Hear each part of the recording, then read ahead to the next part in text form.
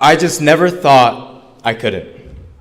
I was coming back from a Brophy trip in Washington, D.C., when I was sitting on a plane and decided to watch the movie Cars 3.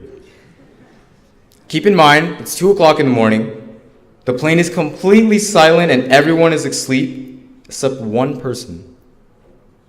That's me.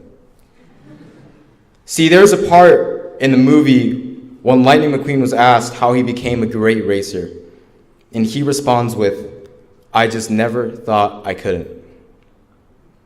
Growing up, despite being undocumented, I just never thought I couldn't become a citizen. Ever since I could first understand what getting papers was, I was always so excited to look under the Christmas tree, hoping that Santa got my list and that he at least got me papers.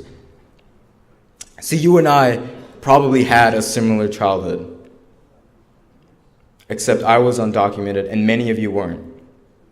Now, I still played on sport teams and had a crush on the girl with ponytails and light-up Skechers. I mean, what kid doesn't? But unlike most of you, I carried the burden of being called an alien, a drug dealer, a gangbanger.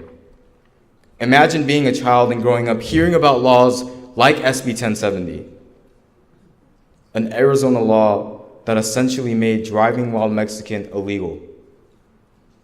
I, a child then, knew what it meant the first time my parents were pulled over. I knew that we might be getting deported at the same age I was worried about getting girl cooties.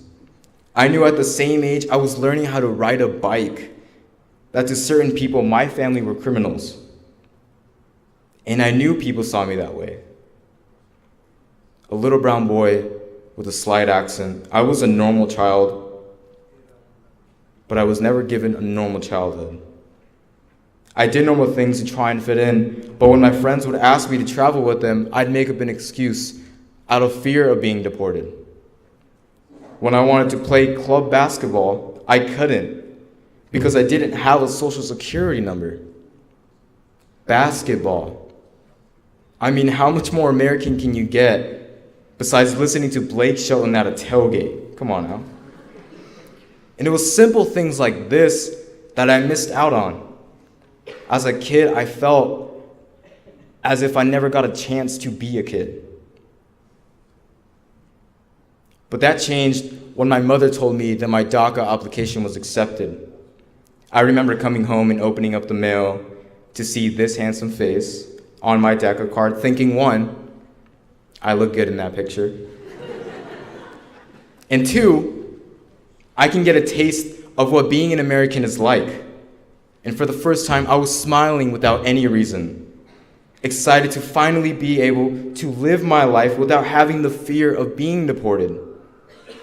I started doing things I had never done before, like saying hello to police officers, whistling as I walked my school's halls, taking walks of joy. I mean, you know how happy you have to be to take a walk because you're happy? Pretty happy. And it's funny that what this small card symbolized made me feel like a true American. And I was proud to be one. I was proud to love country music, even though all my friends make fun of me, David. I was proud that I could finally see fireworks on the 4th of July and say, I'm a part of that. I'm a part of this nation. And this joy, this happiness, all this came after I held my DACA card for the first time. And it was the next day after having finally received my DACA card that I walked into school with a smile across my face because I got to tell my friends the good news. After I told them, I was celebrated by my group of best friends, my squad as I call them. They celebrated like lunatics and jumped on top of me, almost suffocating me with their joy. Then after this settled down, one of them came up to me and said, Nelson, I'm glad you won't be going anywhere. I love you, man. Nelson, I'm glad you won't be going anywhere. I love you, man. Now, I didn't cry when I watched the Titanic, but I sure did shed a tear when he said those words to me.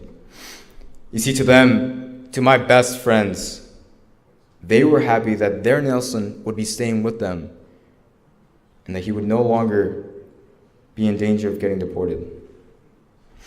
However, we know that is not the case anymore. On September 5th, 2017, DACA was rescinded, sending me and thousands of other people, like Yael, Saul, and I, into an uncertain future.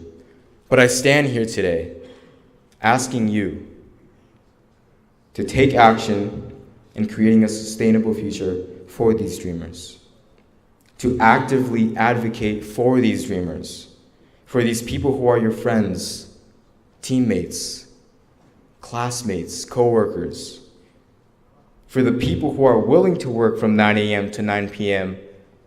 while working underpaid jobs just to support their families, people who value integrity above all other virtues, people who believe in the American dream our forefathers and mothers have created, people who have come to this country as children, as babies, like I did, and have been raised to love the Super Bowl, and have been raised to love March Madness, and of course, yes, National Free Pancake Day at IHOP. Come on now, let me hear you.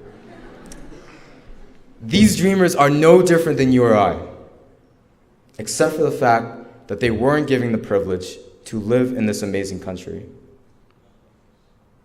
And that's okay, because we have proven time and time again that the American dream doesn't stop at the border, but lives in the minds of the families around the world who are coming here for a better life.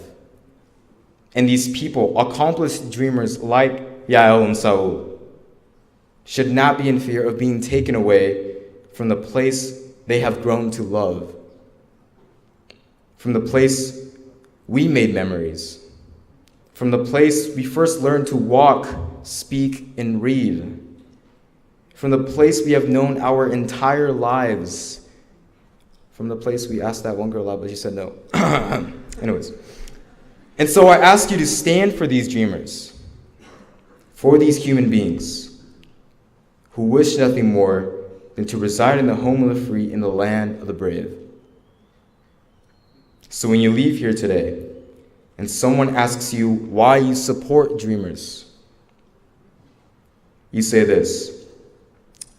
You say, I have a friend named Nelson, and there are thousands more like him, and they deserve to live the American dream. So let's give these dreamers hope. And together, we can give these dreamers more than a dream to chase, but a path to follow, so that one day, when asked how they overcame their challenges, they can say, I just never thought I couldn't. Thank you.